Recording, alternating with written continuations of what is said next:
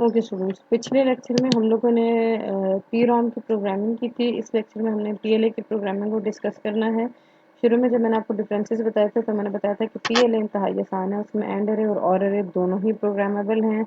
इसका मतलब ये हुआ कि जितने मर्जी एंड गेट्स जितने मर्जी ऑर गेट्स लगाएं, कोई टेंशन नहीं है। तो हम इसको सॉल्व करना शुरू। अच्छा, वहाँ से फिर हमें ये भी पता चलता है कि अगर कोई रिस्ट्रिक्शन नहीं है तो इसका मतलब हमारे ऊपर कोई लिमिटेशन नहीं है कि इक्वेशन को स्टैंडर्ड होना चाहिए। तो इक्वेशन को स्टैंडर्ड नहीं होना चाहिए। इनफैक्ट अगर आप इक्वेशन को सिंप्लीफाई कर सकते हैं तो आप उसको ज़रूर सिंप्लीफाई करें, ताकि कम से कम रिसोर्सेज यानी कम से कम एंड गेट्स में आप अपना काम कर सकें। तो अगर आपको एक इक्वेशन गिवन है और आपको कहा जाता है उसको पीएलए से करें, तो सबसे पहले देखें क्या वो इक्वेशन सिंप्लीफाई हो सकती है। अगर वो सिंप्लीफाई हो सकती है तो उसको ज़रूर सिंप्लीफाई करें, ताकि आपके कम से कम गेट्स इस्तेमाल हों। ओके, तो अभी यहाँ पे एग्जांपल के तौर पे मैंने 3 फंक्शंस लिखे हैं। जो पहले वाली इक्वेशन है, इस इक्वेशन को अगर हम देखें तो हो सकता है ये इक्वेशन हमारे पास सिंप्लीफाई हो जाए। 3 इनपुट्स हैं, तो 3 वेरिएबल के मैप मैंने बनाया और उसमें मैंने ये वैल्यूज पुट की 001 01 101, फिर इसी तरह 011 और नेक्स्ट है 100। तो ये 4 वंस आ गए। एक ये दो वाला पेयर बनेगा, एक ये दो वाला पेयर बनेगा। जो ये दो वाला पेयर है इसमें ए कॉम्प्लीमेंट और यहाँ से आ जाएगा सी, और जो ये दो वाला है हमारे पास, इसमें हमारे पास आ जाएगा ए और यहाँ से आ जाएगा बी का कॉम्प्लीमेंट, राइट। ओके, जो दूसरी और तीसरी क्वेश्चन है मैंने इनको सिंप्लीफाई नहीं किया है यहाँ पे। इसमें तो खैर सिंप्लीफिकेशन मजीद हो भी नहीं सकती है, राइट। इसको आपने अपने एंड के ऊपर ट्राई करना है कि इस इक्वेशन को आप स्टैंडर्ड बनाएं और स्टैंडर्ड बना के इसको सिंप्लीफाई करने की कोशिश करें। क्या ये क्वेश्चन सिंप्लीफाई होती है क्या नहीं। होपफुली ये मजीद सिंप्लीफाई हो जाए, लेकिन बहरहाल ये मैं आपके ऊपर छोड़ूँ, आपने इसको खुद प्रैक्टिस करनी है। तो उस हिसाब से अगर हम देखें तो F1 अब मेरे पास ये आ गया है, F2 और F3 ये हैं। F2 को आप लोगों ने सिंप्लीफाई खुद करना है, F3 मजीद सिंप्लीफाई नहीं होगी। यहाँ पे हाँ, अगर आप B कॉम्प्लीमेंट C ले लें तो ये टर्म मजीद रिड्यूस हो जाएगी, फिर एक ही टर्म आ जाएगी आपके पास। ओके, तो F1 है, F2 है और F3 है, ये मेरे पास टर्म्स आ गए। अब हमने डिसाइड करना है कि हमने कितने एंड गेट्स और कितने और गेट्स इस्तेमाल करने। और गेट्स का तो वही आसान फार्मूला कि जितने आपके पास फंक्शंस हैं उतने और गेट्स आएंगे। तो 3 फंक्शंस हैं हमारे पास, 3 और गेट्स आ जाएंगे। एंड गेट्स आप इस तरह से देखते हैं कि कितनी यूनिक टर्म्स हैं जिनको एंड गेट की ज़रूरत है, उतने आपने एंड गेट्स लगाने हैं। तो ये पहली टर्म आ गई मेरे पास, ये दूसरी टर्म आ गई, ये तीसरी टर्म आ गई, ये चौथी टर्म आ गई।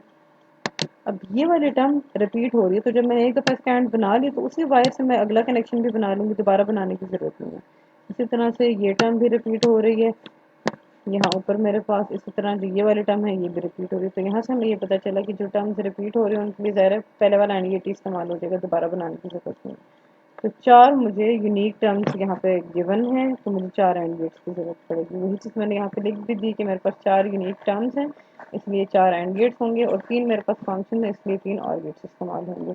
अब सर्किट बनाने का तरीका क्या है। इनपुट वेरिएबल्स कितने हैं आपके पास, ए बी और सी, 3 है, राइट। कहीं पे सिंपल है, कहीं पे कॉम्प्लीमेंट के साथ है। तो सबसे पहली वायर ए के लिए, अगली A complement, B B complement, C C complement. 4 and gates थे, तो ये मैंने 1 2 3 4 एंड गेट्स उठा लिए, उनसे आउटपुट लाइंस निकाली। आगे मुझे चाहिए थे 3 और गेट्स, तो ये मैंने 3 और गेट्स लगा दिए हैं। कन्वेंशनल सिंबल मैंने इस्तेमाल किया है। जितनी एंड की आउटपुट्स हैं उन सब के कनेक्शंस आपने यहाँ पे रखने हैं, ताकि यूज़र जिसको कनेक्ट करना चाहे उसको कनेक्ट कर ले। तो यहाँ से 1 2 3 4 आउटपुट्स थी, तो मैंने 4 कनेक्शंस रख दिए सबके। फिर जिस जिसकी मुझे ज़रूरत है सिर्फ मैंने वो फ्यूज़ कनेक्ट किए, बाकी के खुले छोड़ दिए।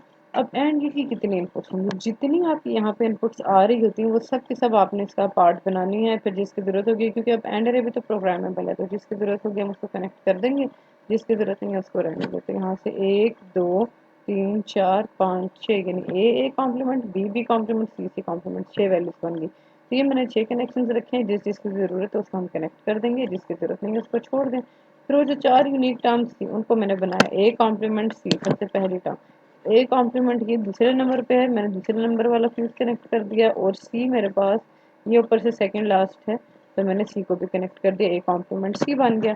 फिर नेक्स्ट है ए बी कॉम्प्लीमेंट। अब ए बी कॉम्प्लीमेंट बनाते हैं, तो ए ये पहली वाली टर्म है, यहाँ से इसको मैंने कनेक्ट कर दिया, और बी कॉम्प्लीमेंट ये आ रहा है मेरे पास, तो इसका फ्यूज मैंने कनेक्ट कर दिया।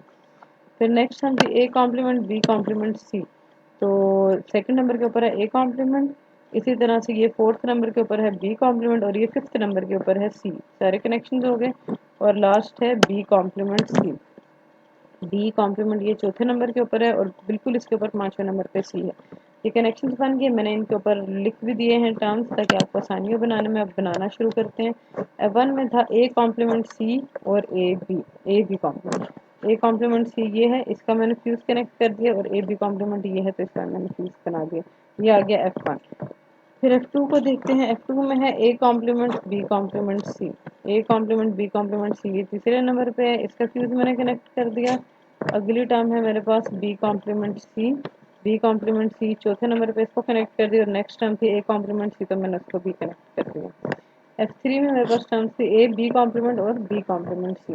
तो ए बी कॉम्प्लीमेंट ये दूसरे नंबर पे है और बी कॉम्प्लीमेंट सी ये चौथे नंबर पे है तो इन दोनों को कनेक्ट कर दिया। अब अगर किसी के ऊपर कॉम्प्लीमेंट होता है यहाँ पे फॉर इंस्टेंस F1 के ऊपर कॉम्प्लीमेंट होता तो आप यहाँ पे एक नॉट गेट लगा देते, राइट। तो ये लाइन था है आसान। एक और एग्जांपल करते हैं PLA के थ्रू। अब यहाँ पे मैंने एक ट्रुथ टेबल बना दिया है आपके लिए। तो सबसे पहले आप क्या करेंगे, आप इसकी इक्वेशंस निकालेंगे। तो F1 में मेरे पास सबसे पहली टर्म आ जाएगी A complement B complement C complement. फिर मेरे पास सेकंड टर्म आ जाएगी A complement B complement C. Third term मेरे पास आ जाएगी ए कॉम्प्लीमेंट बी और सी का कॉम्प्लीमेंट। नेक्स्ट टर्म मेरे पास आएगी ए बी कॉम्प्लीमेंट सी। तो ये आ गया मेरे पास F1। फिर इसी तरह F2 को बनाते हैं। F2 में पहली term A complement B C complement. फिर next A complement B C. फिर नेक्स्ट टर्म है A B complement C complement और फिर नेक्स्ट टर्म है ए बी और सी। इन सबको कर दिया प्लस। तो ये आ गया मेरे पास F2। अब मैंने बताया था PLA में आप क्वेश्चन को सिंप्लीफाई कर सकते हैं क्योंकि टेंशन तो कोई है नहीं, जितने मर्जी एंड और लगाएं।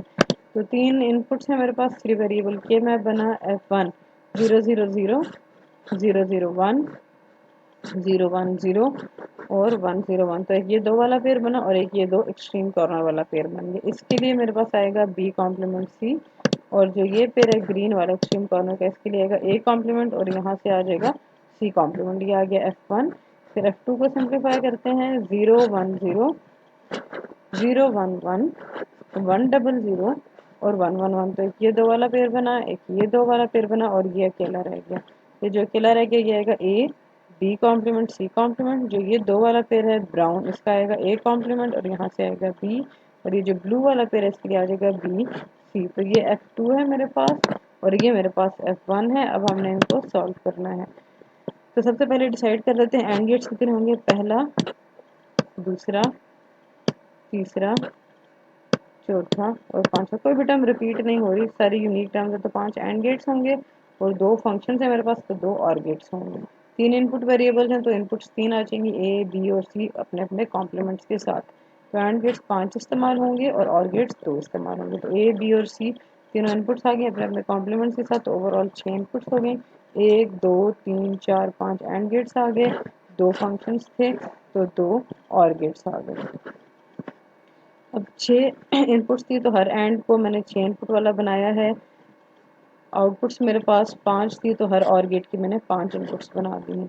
अब कनेक्शंस बनाना शुरू करते हैं। जो यूनिक टर्म्स मुझे चाहिए थी B complement C A complement C complement A B complement C complement A complement B और बी सी, वो सारी टर्म्स मैंने यहाँ पे लिख दी हैं। फिर इनकी कनेक्शंस बनाएंगे बी कॉम्प्लीमेंट सी सेकेंड। अब यहाँ पे मैंने ऑपोजिट किया है, यानी मैंने इसको यहाँ से पहले टर्म रखे। तो आप इस तरफ से शुरू करें या आप इस तरफ से शुरू करें, कोई मसला नहीं है, बस सबके कनेक्शंस यहाँ पे आने चाहिए, दैट इज इम्पोर्टेंट। तो उस हिसाब से ये चौथे नंबर पे है बी कॉम्प्लीमेंट और बिल्कुल इसी से नीचे 5वें नंबर के ऊपर है सी। तो इन दो को मैंने कनेक्ट कर दिया। इसको मैं थोड़ा सा साइज बढ़ा देती हूँ आपके लिए। ओके। फिर जो नेक्स्ट टर्म थी मेरे पास वो थी ए कॉम्प्लीमेंट सी कॉम्प्लीमेंट। तो ए कॉम्प्लीमेंट हमारे पास ये ऊपर से देखें तो दूसरे नंबर पे है और सी कॉम्प्लीमेंट ये सबसे लास्ट है। फिर नेक्स्ट टर्म थी A B complement C complement. सबसे पहला ए है, उसके बाद है बी का कॉम्प्लीमेंट ये चौथे नंबर पे और उसके बाद है सी का कॉम्प्लीमेंट सबसे आखिरी। फिर है ए कॉम्प्लीमेंट बी, तो ऊपर से सेकंड नंबर पे ए कॉम्प्लीमेंट है और उसी से नीचे नेक्स्ट है बी। फिर यहाँ पे है बी और सी, तो ये तीसरे नंबर पे बी है मेरे पास और ये 5वें नंबर पे मेरे पास आ रहा है सी। तो ये कनेक्शंस बन गए।